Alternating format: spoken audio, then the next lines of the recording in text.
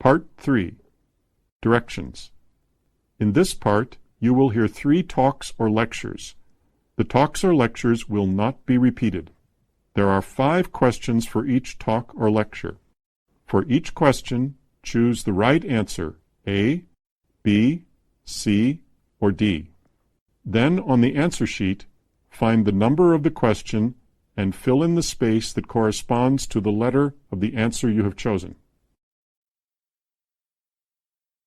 Questions 21 to 25.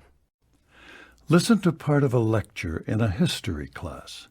The professor will discuss gold coins. In 1792, Congress passed an act authorizing the coinage of gold eagles valued at $10, half eagles valued at $5, and quarter eagles valued at $2.50. These gold coins were standardized to silver on a 15-to-1 ratio, that is, 15 ounces of silver to 1 ounce of gold.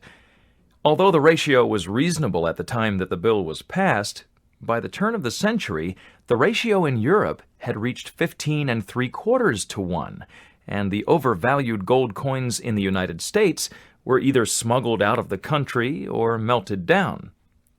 Gold therefore disappeared from circulation until 1834, when a new law reduced the weight of gold pieces. Soon afterward, gold coins appeared in a smaller size and returned to circulation. The new interest and demand for gold encouraged the mint to strike $20 double eagles and a smaller number of $50 gold coins. The financial uncertainty during the Great Depression of 1929 encouraged hoarding of gold coins by individuals, a situation that became so serious that the government finally ordered all gold coins to be turned in.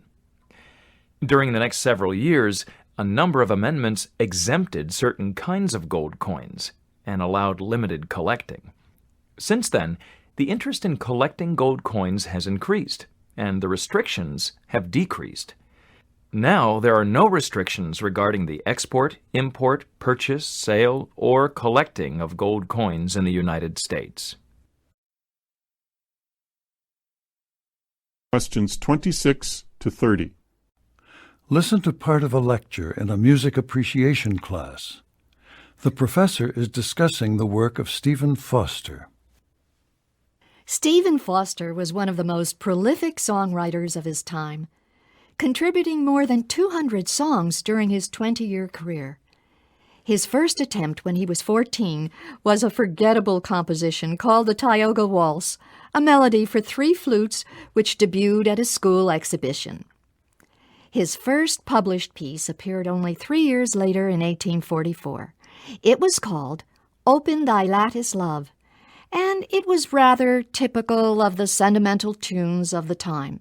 Still, it was a good effort for a 17-year-old composer.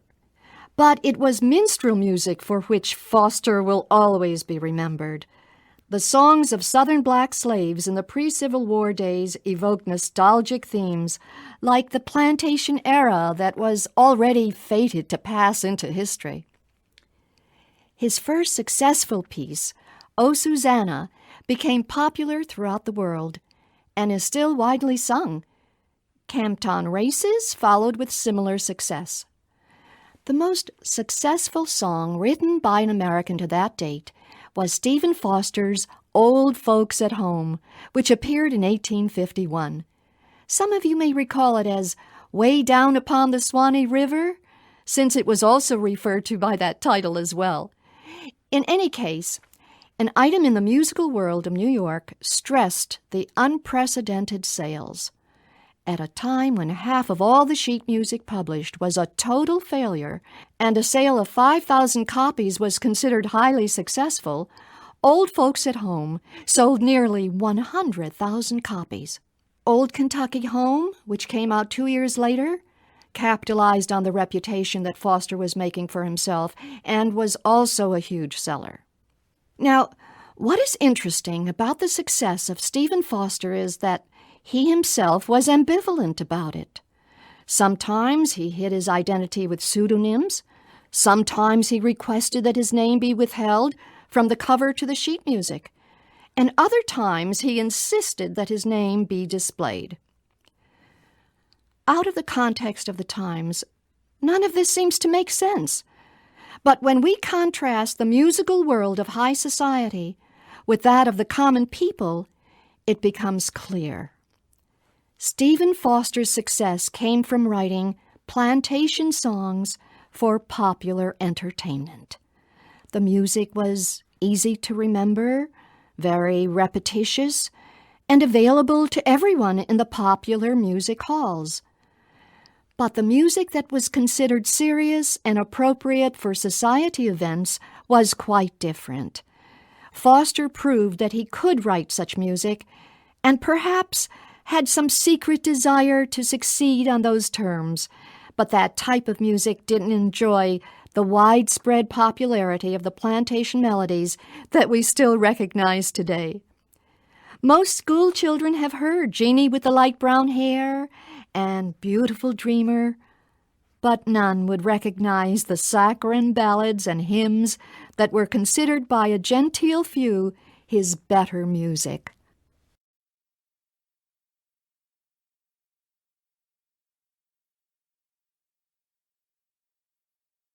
Questions 31 to 35. Listen to part of a lecture in a psychology class. The professor will discuss heredity and environment. Good morning. I trust that you have all read the assignment and that we can proceed with today's lecture. As you know from your text, both heredity and environment play a role in the development of the personality. In addition, research at the University of Texas at Arlington has shown that the order of one's birth in relationship to brothers and sisters may be a significant factor. Those born first tend to develop personality traits that make them domineering, ambitious, and highly motivated to achieve. And the same is true for only children. In contrast, children born later in the family tend to be more socially adept, likable, talkative individuals. Also interesting in the research is the fact that a woman with older brothers and a man with older sisters seem to be able to interact more easily with the opposite sex. Having older opposite-sex siblings seems to be important in being able to establish social relationships with members of the opposite sex. There is also some evidence that the young